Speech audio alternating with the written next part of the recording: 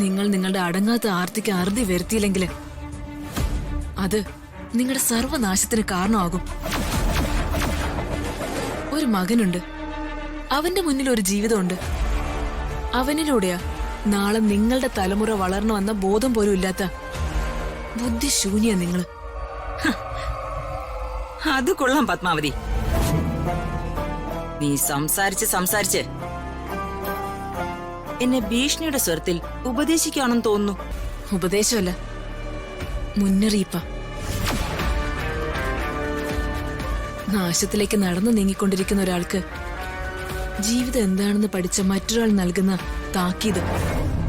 നീയേ ബുദ്ധിയുള്ളവളാ, പക്ഷേ നിന്റെ താക്കീതൊന്നും അംബികയുടെ തലയിൽ കേറില്ല.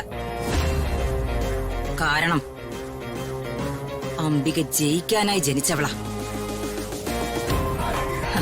നീ തോൽക്കാനും തോറ്റോടാനും മാത്രം ജനിച്ചവൾ.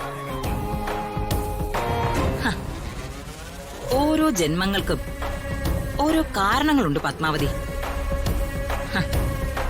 അംബികയുടെ സിരയിലൂടെ ഒഴുകുന്നതേ രാജരക്തമാ. അപ്പോ അധികാരം, അതിന്റെ രുചി ഒന്ന് അനുഭവിച്ചിട്ടേ അംബിക ഈ ഭൂമിയിൽ നിന്നും മടങ്ങൂ. ആ, ഇവിടെ ഇങ്ങനെ ഒരേ മുറിയിൽ തന്നെ ഇരിക്കുന്നത് കൊണ്ടേ നിനക്ക് പുറത്ത് നടക്കുന്നതിനെ കുറിച്ചൊന്നും ഒരറിവും ഉണ്ടായിരിക്കില്ലല്ലേ? രാവും പകലും തമ്മിലുള്ള വ്യത്യാസം അറിയാത്ത നിനക്കെന്ത് പുറം ലോകം? എടി, ഇന്നേ ഇലക്ഷൻ റിസൾട്ട് വരുന്ന ദിവസാ.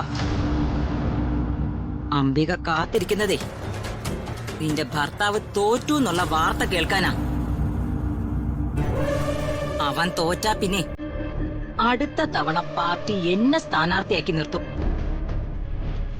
അതിനുള്ള ചരടൊക്കെ ഇപ്പൊ എന്റെ കയ്യിലുണ്ട് പത്മാവതി. ക്ഷേത്രങ്ങൾ മുഴുവൻ കയറിയിറങ്ങി അംബിക പ്രാർത്ഥിച്ചുകൊണ്ട് നടക്കുന്നതേ പ്രതാപൻ ജയിക്കാൻ വേണ്ടിയാണെന്നാ ചിലരുടെയൊക്കെ ധാരണ. പക്ഷേ അതങ്ങനെ അല്ല. പ്രതാപൻ തോൽക്കണം. അവന്റെ തോൽവിയിൽ ചവിട്ടി നിന്നോണ്ട് അംബികയ്ക്ക് ജയിക്കണം. നിങ്ങളുടെ ആ ആഗ്രഹം ഒരിക്കലും നടക്കാൻ പോകുന്നില്ല. എന്റെ ഭർത്താവ് രാഷ്ട്രീയത്തിലേക്ക് ഇറങ്ങിയതേ സമ്പാദിച്ചു കൂട്ടാനല്ല, തന്നിലേക്ക് വരുന്ന സമ്പാദ്യങ്ങളും നന്മകളും അദ്ദേഹത്തിന്റെ നാടിനും നാട്ടുകാർക്കും പകർന്നു നൽകാനാ.